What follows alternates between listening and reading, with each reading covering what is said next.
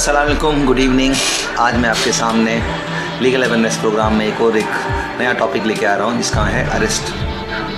Arrest एक ऐसी चीज़ है जिसमें आमतौर पे हम लोगों को बहुत कन्फ्यूज़न रहता है और हम लोग बहुत सारे मिसकंसेप्शन रहते हैं और हमको क्या लगता है कि पुलिस को बगैर वारंट के पुलिस अरेस्ट नहीं कर सकती। और हमने बहुत सारा फिल्मों में देखा है जब भी कोई पुलिस वाले अरेस्ट करने आते हैं तो लोग क्या पूछते हैं, भाई तुम्हारे पास वारंट है क्या।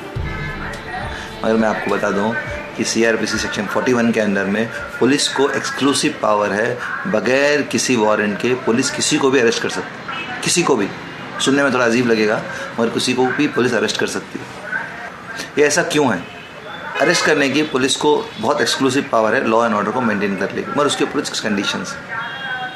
पुलिस किसी को अरेस्ट करना है सेक्शन 41 के अंदर में, तो सबसे पहले कंडीशंस क्या है कि वो जो कंप्लेंट हुई है कॉग्निजेबल ऑफेंस होना चाहिए। कुछ ऑफेंस जो कि दो तरह के होते हैं, कॉग्निजेबल और नॉन कॉग्निजेबल। कॉग्निजेबल ऑफेंस ऐसे होते हैं जिससे कि पुलिस को किसी की परमिशन लेने की ज़रूरत नहीं है, यानी परमिशन किसे लेना, उसे कोर्ट से परमिशन लेने की ज़रूरत नहीं है। और अगर उस पुलिस कुछ एक्शन नहीं लेगी तो क्या हो सकता है कि ऑफेंस की जाति भी हो सकती है और ऑफेंस में एग्रीवेट भी हो सकता है। तो ऐसे ऑफेंस में पुलिस क्या करती है, इमीडिएट वो एक्ट करती है। तो ऐसे बाद में जो भी एक्यूज़ होता है उसको पुलिस अरेस्ट कर सकती है। दूसरा जो नॉन कॉग्निजेबल ऑफेंस होता है, अगर ऐसे कोई ऑफेंस जो कि नॉन कॉग्निजेबल है जिससे कि पुलिस को एक्शन लेने से पहले या अरेस्ट करने से पहले मजिस्ट्रेट की परमिशन लेनी होती है, वैसे ऑफेंस नॉन कॉग्निजेबल होता है और छोटे नेचर के होते हैं। तो कहने की बात क्या है कि अगर कोई भी पुलिस को इन्फॉर्मेशन मिले कॉग्निजेबल ऑफेंस की तो पुलिस ऐसे एक्यूज़ को अरेस्ट कर सकती है। दूसरा, पुलिस अगर कोई शख्स अपनी आइडेंटिटी को छुपाए, जैसे आमतौर पे होता है कि रोडों में कभी पुलिस चेकिंग करती रहती है और कभी कोई चेकिंग करते हैं तो कोई शख्स को पकड़ते हैं तो उसके पास कोई ID कार्ड भी नहीं रहता है, कुछ और इसका इन्फॉर्मेशन नहीं रहता, उसके वेयर अबाउट जिससे मालूम चल सके, तो ऐसे शख्स को भी बगैर पुलिस के किसी बगैर वारंट के पुलिस को अरेस्ट कर सकते हैं। जब पुलिस को मालूम चल जाए इसका वेयर अबाउट या उसका आइडेंटिफिकेशन मालूम जाए तो पुलिस उसको छोड़ देना। इसके अलावा जो आर्मी डेजर्ट होते हैं उनको भी पुलिस क्या है किसी वक्त में अरेस्ट हो सकती है। और कभी कोई शख्स मान लीजिए कोई दूसरे इलाके में गुनाह करके आ गया और वो एक पुलिस के जुरिडिक्शन में छुपा है, तो ऐसे शख्स को भी पुलिस बगैर किसी वारंट के पुलिस उससे अरेस्ट कर सकती है। और पुलिस को एक डेफिनेट इन्फॉर्मेशन मिली है कि ये शख्स ऐसे फलां कॉग्निजेबल ऑफेंस में मुब्तला है, तो ऐसे पुलिस ऐसे शख्स को भी अरेस्ट कर सकती है। मगर सेक्शन 41A जो कि नया अमेंडेड प्रोविज़न है उसमें बताया गया है पुलिस किसी भी शख्स के खिलाफ कोई कंप्लेंट आए जिसमें उसको ऐसे ऑफेंस के बारे में कंप्लेंट आए जिसमें कि ऑफेंस की सज़ा 7 साल से कम है, तो पुलिस को ऐसे किसी भी आदमी को अरेस्ट नहीं करना है। पुलिस उसको सेक्शन 41 के A के अंडर में उसको एक नोटिस भेजना है। उस नोटिस का मकसद क्या है कि पुलिस अरेस्ट करने से पहले उसको एक मौका दे कि वो इसके बारे में, चार्जेस के बारे में, अपने एलिगेशन के बारे में, अपने कंप्लेंट के बारे में क्या बोलना चाहता है। अगर पुलिस को लगे कि नोटिस के बावजूद, उसके रिप्लाई के बावजूद लगे पुलिस को कि इसको अरेस्ट करने की ज़रूरत है, इसको कस्टोडियल इंक्वायरी लेने के लिए ज़रूरत है, तो पुलिस तभी उसी आदमी को अरेस्ट करना है, नहीं तो उससे पहले पुलिस अरेस्ट नहीं कर सकती। और ये ऐसा सुप्रीम कोर्ट ने अरनीश कुमार जजमेंट में बुरी तरीके से क्लियर कर दिया है, जिसमें सुप्रीम कोर्ट ने साफ तौर पे बोल दिया है कोई भी अगर शख्स को पुलिस अरेस्ट करती है जिसमें ऑफेंस एलिगेशन उसके पास 7 साल से कम है, तो ऐसे में उसको 41A के अंडर में नोटिस भेजना है और पुलिस वाले सेटिस्फाई होके ही उसको अरेस्ट करना है। और अगर बगैर पुलिस सेटिस्फाई होके, बगैर अपने रीज़न को रिकॉर्ड किए बगैर किसी ऐसे शख्स को अरेस्ट कर सकती है, तो सुप्रीम कोर्ट ने ख़ास डायरेक्शन दी है, it will be amount to contempt of court, और उस पुलिस वाले के ऊपर एक डिपार्टमेंटल इंक्वायरी हुई।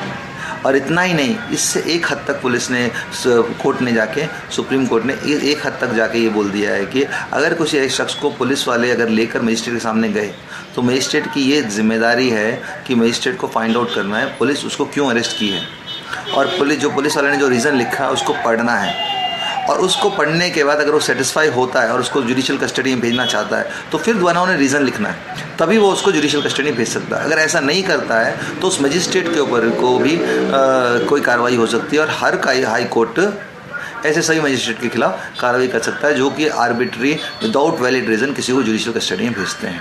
मगर हम देखते हैं सोसाइटी में आम तौर में पुलिस वाले पकड़ के ले के जाते हैं, अरेस्ट करते हैं, ये करते हैं, वो करते हैं, और स्टेशनों में घंटों बैठा के रहते हैं और हम लोग परेशान रहते हैं। इसमें पुलिस वाले एक थोड़ा ट्रिक करते हैं। क्या ट्रिक करते हैं, किसी को अगर अरेस्ट करना तो उसका एक प्रोसीजर अरेस्ट का, पुलिस उसको एक अरेस्ट मेमो बनाना, उस अरेस्ट मेमो में उसको बताना तुझे इस काम के लिए इस चीज़ के लिए अरेस्ट किया गया है, उसके घर वालों को इत्तला देना, उसको बताना कि भाई तू अगर अपने किसी पहचान के एडवोकेट रखना चाहता है तो तू रख सकता है, उसको किस ऑफेंस के लिए किया। ये सारे लीगल प्रोसीजर्स हैं जो कि डी के बासु जजमेंट में सुप्रीम कोर्ट ने बताया गया।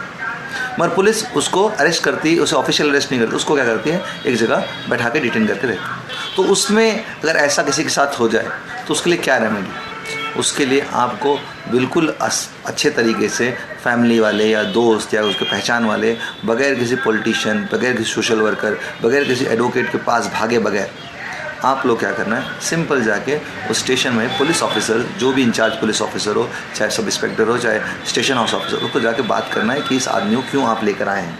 तो पुलिस वाले कोई रीज़न बोलेंगे कि इसके लिए ऐसा कर रहा था, वैसा कर रहा था, ऐसा केस हुआ, ये हुआ है, वो हुआ है बोल के उन्हें बोलेंगे। अगर किसी को केस FIR रजिस्टर होने के बेसिस पे किए हैं तो ऐसे सभी शख्स को क्या है 24 आवर्स के अंदर मजिस्ट्रेट के सामने पेश करना। अगर उसको बाकायदा पूरे प्रोसीजर के साथ अरेस्ट किया गया है तो आपको देखना है कि 24 आवर्स में पुलिस मजिस्ट्रेट के सामने पेश कर रही है, नहीं कर। समझिए अगर 24 आवर्स के बाद भी उसे अरेस्ट नहीं किया या उसको मजिस्ट्रेट के सामने पेश नहीं किया, और आमतौर पर ऐसा ही होता है मोस्ट ऑफ द टाइम में, पुलिस 24 आवर्स के होने के बावजूद भी उनको प्रोड्यूस नहीं करती, तो आप इमीडिएटली क्या कीजिए, जो पुलिस के उस पुलिस स्टेशन के जो हायर ऑफिसर्स हैं, शहरों में ACP, DCP और गाँव में DYSP और SP, इनको एक रिटर्न आप कंप्लेंट दीजिए। इसके फ़ायदे क्या होंगे, इसके एक तो फ़ायदे क्या होंगे कि झूठे केस में फंसाने से उस शख्स को आप बचा सकते हैं, और पुलिस उसके ऊपर कोई जाति नहीं करेगी अगर ये मैटर हायर ऑफिसर के पास चला गया। और अगर पुलिस उसको झूठे केस में फंसाई तो आपके पास एक प्रूफ रहेगा कि इस शख्स को झूठे केस में डिटेन किया था पुलिस ने, और आपने 24 आवर्स होने के बाद आपने SP को कंप्लेंट किया। उस कंप्लेंट से आप गुस्सा होकर, आपकी शिकायत से गुस्सा होकर पुलिस वाला आपके खिलाफ एक बदले की कार्रवाई कर रहा है। मगर इसका मतलब ये नहीं है कि हर केस में आपने ऐसा करना है। पुलिस की सोसाइटी में एक बहुत बड़ा रोल है। अगर पुलिस सिस्टम ना रहे हमारे हिंदुस्तान में तो कोई भी लॉ एंड ऑर्डर नहीं रहे। मगर सिर्फ पुलिस वाले आमतौर पे मुसलमानों, दलित या दूसरे कमज़ोर तबकों के साथ ये जो भी प्रोसीजर उसको फॉलो नहीं करते। इसकी वजह क्या है कि हमारे अंदर अवेयरनेस नहीं है। अगर हमारे अंदर अवेयरनेस रहेगी, हमें अपने हक मालूम रहेंगे। आपको शायद मालूम नहीं होगा कि आर्टिकल 220 के अंदर कॉन्स्टिट्यूशनल राइट है एक आदमी को अरेस्ट करने। एक अरेस्टी का, एक्यूज जो कि अरेस्ट होता है, उसका भी कुछ फंडामेंटल राइट्स, और उसके फंडामेंटल राइट क्या हैं, उसको बताया जाना चाहिए वो किस लिए अरेस्ट हुआ है, उसके किसी फैमिली मेम्बर को इन्फॉर्म करना चाहिए, उसके साथ कोई टॉर्चर नहीं होना चाहिए, और उसको 24 आवर्स के अंदर मजिस्ट्रेट में पेश करना चाहिए। उसका एक मेडिकल ट्रीटमेंट होना, एक मेडिकल उसका एग्जामिनेशन होना चाहिए। तो ये सारी चीज़ें हमारी सिर्फ ना ही कॉन्स्टिट्यूशनल राइट कॉन्स्टिट्यूशन में मेंशन है, इसके अलावा इस CRP से ही मेंशन है। और DK बासु जो कि लैंडमार्क केस है सुप्रीम कोर्ट का, उसमें बाकायदा सुप्रीम कोर्ट ने गाइडलाइन दी है। ये सारी गाइडलाइन उसमें हैं और बताया गया है अगर कोई पुलिस वाला इस गाइडलाइन को फॉलो नहीं करता तो it's amount to contempt of court, और एक कंटेम्प्ट ऑफ कोर्ट का उस ऑफिसर के बारे में। एक सवाल एक और आता है कि हथकड़ी का, सुप्रीम कोर्ट ने प्रेम शंकर झा केस में क्लियर से बोल दिया है किसी भी एक्यूज को पुलिस कभी भी हथकड़ी नहीं पहना सकती। अगर उसे हथकड़ी पहनाना है तो उसको कोर्ट से परमिशन लेना है और रीज़न बताना है कि अगर इसे हथकड़ी पहनाना क्यों ज़रूरी है।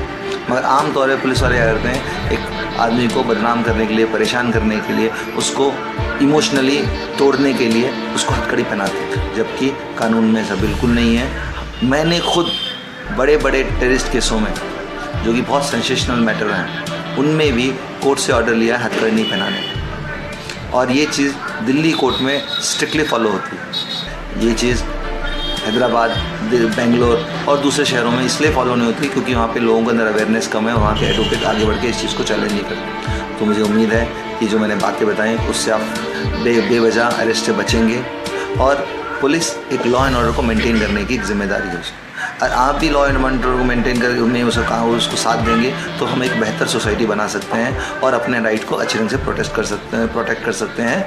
जज़ाकल्लाह, जय।